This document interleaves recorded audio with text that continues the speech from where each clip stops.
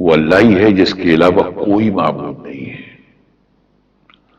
یہ لفظ ہمارے بھائیوں کو سمجھنا بہت ضروری ہے کہ دنیا میں عبادت، کسی کو ماننا، کسی سے کچھ مانگنا، کسی کے سامنے سر جھکانا، وہ صرف اللہ کے لیے ہے، یہ اللہ نے اپنے لیے مخصوص کر دیا ہے۔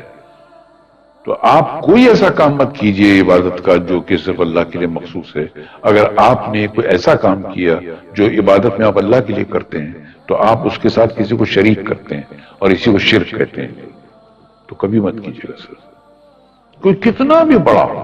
یہ صفت اللہ نے اپنے لیے خاص رکھ رکھی ہے۔ اللہ کے سوا کوئی کسی سے کچھ مانگ ہی نہیں سکتا ہے، کسی کی عبادت کر ہی نہیں سکتا ہے۔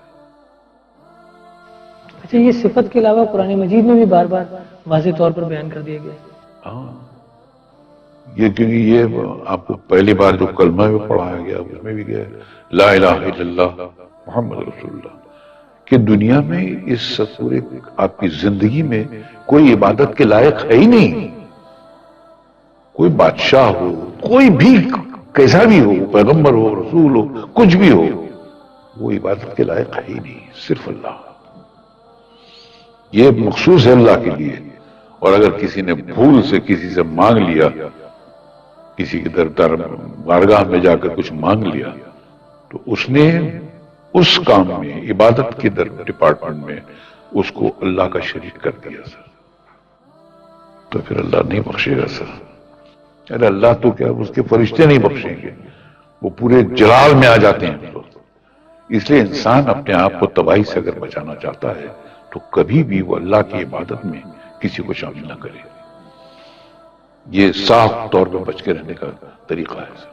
تو وہ اللہ ہی ہے جس کا کوئی معبود نہیں ہے، وہ بادشاہ ہے، وہ ہر عیب سے پاک ہے۔ عیب میں نے بتا دیا تھا آپ کو، وہ سلامتی ہے، سراسر سلامتی ہے۔ اگر امن ہے تو اسی کے پاس ہے، اور اس کے باہر ہے کہیں امن نہیں ہے، اور اس کی ضرورت بھی ہے سب مسلمانوں کو، بہت سخت ضرورت ہے۔ امن مسلمانوں سے چھین گیا ہے اس لیے کہ اللہ کا نام دہرانا بند کر دیا ہے۔ وہ ایمان عطا کرنے والا آپ کے اندر وہ کانفیڈنس پیدا کرتا ہے، وہی پیدا کرتا ہے، آپ اس سے مانگ کے دیکھیے۔ آپ جو کہتے ہیں آمنت باللہ و ملائکتی، میں ایمان لاتا ہوں اللہ تجھ پر، ایمان لاتا ہوں کیا مطلب؟ میں یہ سوچتے ہوئے تجھ سے کہتا ہوں کہ تو میرے سامنے ہے، اور ایسے کہنا چاہیے جیسے اللہ تعالیٰ دکھائی دے رہا ہو، اتنی کانفیڈنس کے ساتھ کہنا چاہیے۔ بہرحال وہ نگہبان ہے، وہی نگہبان ہے، وہ طاقت والا ہے، طاقت تو جو اسی کی ہے، لفظ طاقت اسی کے لیے بنا ہے۔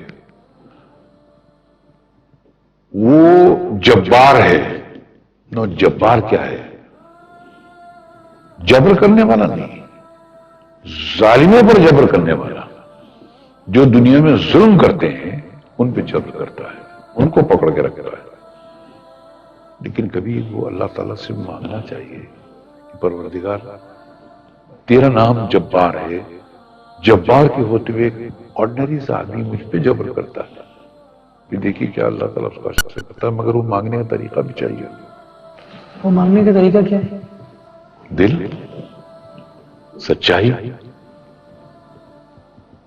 آپ جب سچ بولیں گے تو آپ کی آنکھیں بھیگ جائیں گی سر، اور اللہ تعالیٰ سب کچھ برداشت کر سکتا ہے، اپنے کسی بندے کی آنکھ میں آنسو برداشت نہیں کر سکتا۔ کبھی سچے دل سے اس سے مانگ کر دیکھو، آنکھ میں آنسو آ جائے، پھر دیکھیے اللہ تعالیٰ دنیا ہلا دے گا آپ کی۔ السلام وہ ہمیشہ سے ہے اور آخر تک سلامتی دینے والا، سلامتی آپ کو حفاظت میں رکھنے والا۔ آپ اس کا نام السلام والسلام السلام کرتے رہے، اے میرے مالک تو مجھے سلامتی سے رکھ، تو وہ ہمیشہ آپ کو اپنے گھیرے میں رکھے گا، سلامتی کے ایک ایسے گھیرے میں، قلعے میں آپ کو رکھے گا جس پر مصیبت آ ہی نہیں سکتی ہے، مگر اس کو بولنے کے لیے دل سے بولنا بہت ضروری ہے، اس میں دل شامل ہونا چاہیے۔ پھر المؤمن، دل کو یقین عطا کرنے والا، ایمان عطا کرنے والا۔ ایمان کا مطلب مکمل یقین، آپ اس کا نام لیں تو آپ کو مکمل یقین پیدا کرتا ہے، ہر چیز میں مکمل یقین۔ آپ اسلام لاتے ہیں اس کا بھی مکمل یقین، کسی کام میں جاتے ہیں اس کا بھی مکمل یقین کہ میں یہ کام کروں گا وہ اللہ کرائے گا آپ سے، اور یہ خوبی اسلام کے اندر ہے۔ اس کے بعد المحیمن، جتنی بھی چیزیں اس نے پیدا کی ہیں سب کی نگہبانی وہ خود ہی کرتا ہے، لیکن کسی نے اس سے نگہبانی مانگی ہی نہیں، وہ مانگنا پڑتا ہے۔ ہم فریادی ہیں اس کے دربار میں کھڑے ہو کہ پروردگار اپنی نگہبانی میں ہم کو لے، اور جب آپ بولیں تو آپ کی زبان نہیں، آپ کا دماغ اور آپ کا دل، آپ کا رواں یہ کہہ رہا ہو کہ دنیا کی کوئی طاقت آپ کو تنگ نہیں کر سکتی ہے۔